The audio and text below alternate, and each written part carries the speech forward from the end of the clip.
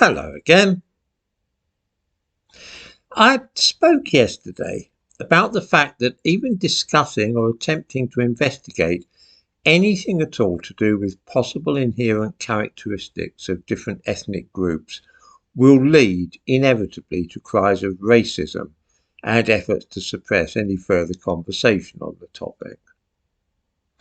I have seen this in a small way on this channel, which does attract a certain number of anti-racists who express themselves strongly opposed to many of the ideas which I put forward for discussion here. The thing which strikes me immediately about these types is that they do rather seem to be either unable or unwilling to present straightforward and logical answers to questions which I pose here. I do not make dogmatic declarations regarding race, as I'm sure that regular viewers will have observed. I rather ask questions and then observe that I have noticed certain trends which might coincide with various things. To give one example, I have mentioned the stark difference in Britain between ethnic groups when it comes to gaining 3 A grades in the British A-level examinations, which are taken at the age of 17 or 18.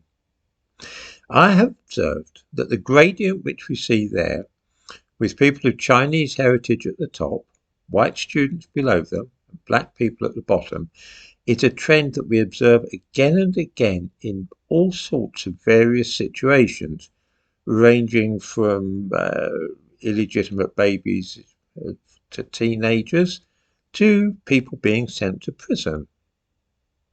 Chinese people are at one end of the scale and black people at the other, with white people in the middle.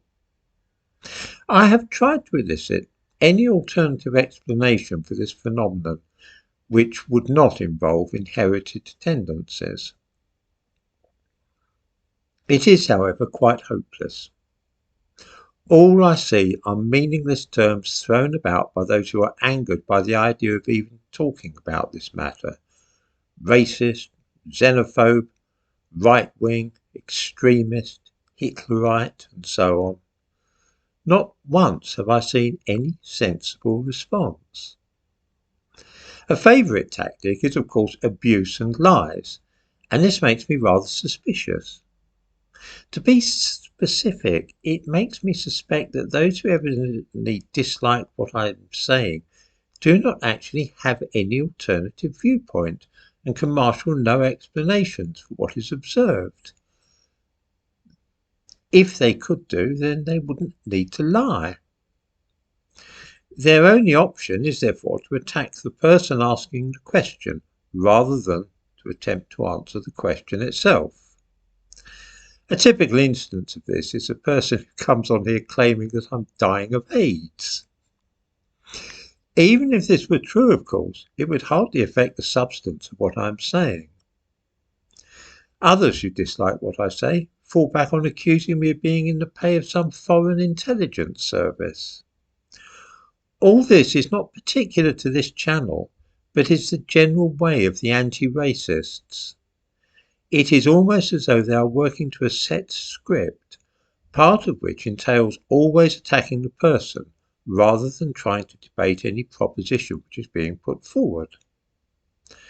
We see it on this channel, and we see it also in the academic world, where a researcher might typically find his work being trashed because he has dealings with extremists. Again, the debate is seldom with the work itself, rather it is attacked indirectly by criticising the people with whom the person associates. This too happens on this channel, of course, because one of the tactics of those criticising me here is not to address what I am saying, but rather to focus instead upon what people are saying in the comments to my video. It will be remembered that when the fuss erupted about the book The Bell Curve, when it was published nearly 30 years ago, the same mode of attack was used, that is to say, guilt by association. Favourite tactic of McCarthyism, I might mention. Those who were made uncomfortable by the bell curve went through the references with a fine-tooth comb, not looking for errors or research quoted which might have been faulty or shoddy. No, what they looked for were people who had had work published in places like the journal Mankind Quarterly, edited by Richard Lynn. It was enough for critics to come up with a list of names from the references of people who had been published in the wrong place or who had worked with others who were supposedly extremists. It was upon this that the denunciation of the bell curve was largely made. Returning to this channel, it seems to me that if the best response that somebody can make to the questions which I ask here is to tell people that I am an effeminate homosexual who is dying of a sexually transmitted disease, then this is a tacit admission that those people who are constantly complaining about me to YouTube do not have any reasonable arguments against what I say, and are, by resorting to such methods, acknowledging, in effect, that they are wholly unable to come up with any counter-arguments. If they were, it would hardly be necessary to engage in personal attacks.